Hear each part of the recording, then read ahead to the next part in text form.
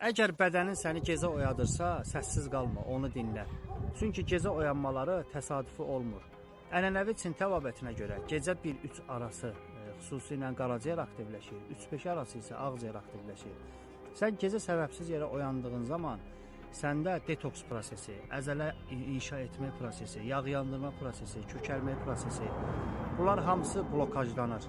Və qaraciyər bədəni gecə saatlarında təmizləyir. Əgər sən gün ərzində şəkərli qida, yağlı qidalar, həmçinin spirtli içki qəbul etmisənsə, bu bədənin sənə siqnalıdır. Ona görə səni yuxudan oyadır.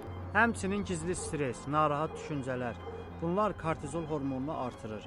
Gecə oyanmaları çox zaman beynin təhlükə moduna keçməsindən xəbər verir. Bəs yaxşı, nələr etməliyik? Yatmazdan qabaq ağır yeməklər, yağlı yeməklər yeməyin. Telefon ekranından uzaq durun. Çünki mavi işıq kortizolu artırır. Yuxu hormonu olan melatonini isə bloklayır. Həmçinin bədəni rahatlaşdırmaq üçün bitki çayları için və stresslə mübarizə üçün nəfəs texnikaları edin, meditasiyalar edin. Çünki səbəbsiz gecə oyanmaları bədənin və ruhun imdad çağırışıdır. Sən bu siqnalları anlamasan, tədbir görməsən, gündüzlər də narahat olacaqsan.